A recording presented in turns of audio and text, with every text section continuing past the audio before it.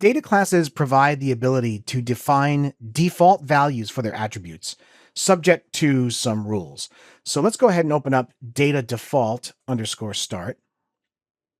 And let's try this out. So you can specify default values for attributes just as if you had declared them in the init function for the class. So let's go ahead and add some default values to our book class.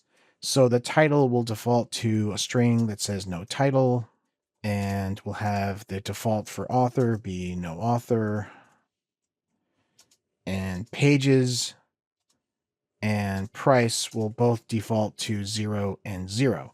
Okay, so then I can create a book with no arguments. And then I can print it out. All right, so let's go ahead and run this.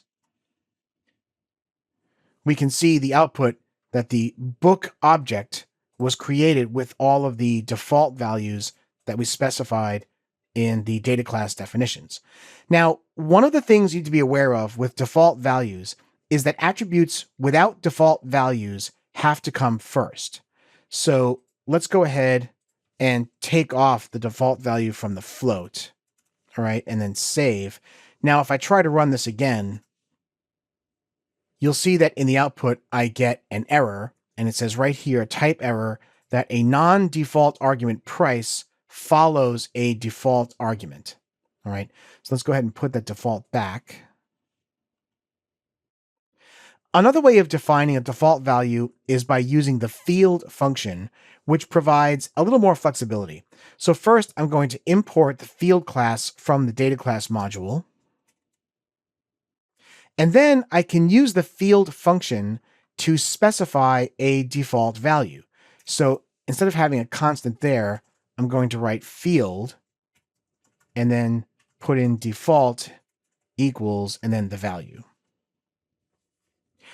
So now let's add some code to create a couple of books with some non-default data except for the price.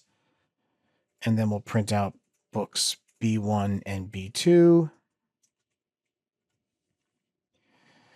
All right, so now let's run the code again. And actually, you know what? Instead of having it be 0, I'm going to set it to be 10, just so we can see it stand out. Let's go ahead and run this again. And you can see that in the result, the price default is now 10. But we can do a little bit better than that.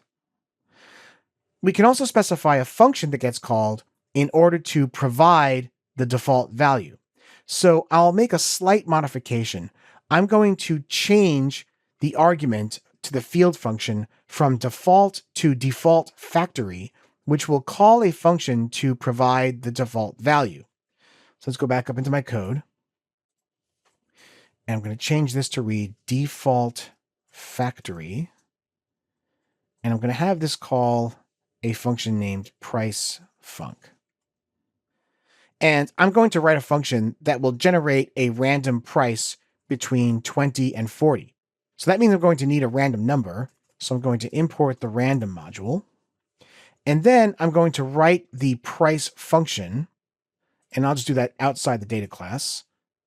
So I'll write price func. And that's going to return a floating point number. And I'm going to call random.randrange for between 20 and 40.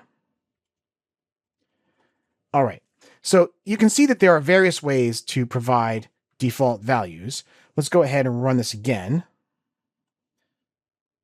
So now you can see that the prices are being set to these random numbers. We have 36 and 35, right? So let's go ahead and run it again.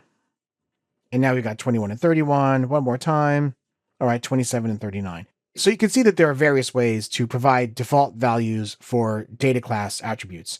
You can specify them directly in the attribute list. You can use the field function, or you can call a function that can generate a value dynamically. Just remember that default values have to come first. You can't have non-default values following default values.